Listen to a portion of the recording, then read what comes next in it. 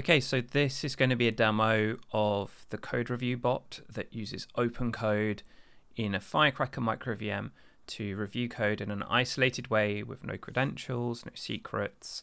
Everything is just handed to it, it performs its job, and we take the assets out of it. What I'll do is I'll just get a couple of windows up for us, and we can see I have this pull request that's already opened. I'm going to resync it by doing a push because I made a mistake in my last commit.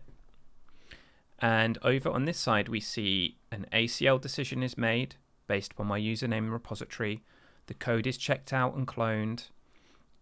The review is taking place now, and opencode is executing as part of the prompt.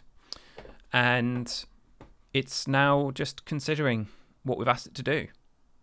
Over on the top right-hand side, the built-in slicer top command shows us all of the VMs that are launched in this host group and what their status is. And as we can see, this is really not CPU bound or even particularly memory bound, this kind of prompt.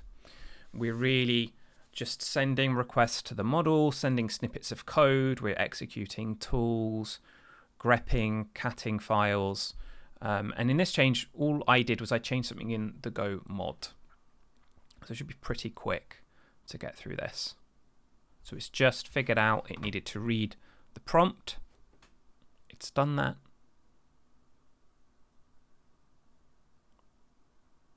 Next, it should be going and reading some of the files. It's read the PR description. It's taking a very good look through. And actually, what's just happened is someone else has submitted another PR for a different repo at the same time, which I think is quite interesting. So we've now got the two VMs running, doing two different code reviews at the same time. Over on this side, we actually might, are we going to even have three perhaps? I don't know. We will get a check as soon as the review starts. And it's been successful. So on the check page, we get to see the basic content that will also be posted onto, I'm going to move this in the center of the screen, onto the issue. So the whole time to set up the environment, that means cloning the code, copying it in, booting the microVM. MicroVM boot is 1 second. It's about 6 seconds of cloning stuff. That's how long that took. The agent itself, we can't really control. We might be able to pay a bit more money for a faster model or a smaller model. In total, 1 minute 40. Now, this looks much like a GitHub's output. There's a reason for that. I've kind of modeled it on it. I've got a breakdown per file, overall assessment, and then we've got the detailed review. So really, we're just changing some vendor stuff. Now, I also wonder, because it's mentioning is PVM, if I've managed to get a commit in there that I shouldn't have done, but I don't see that. In fact, what I might have done is I might have just messed up one of the previous commits by trying to make the change I wanted to make. So this is another good reason to have a review bot.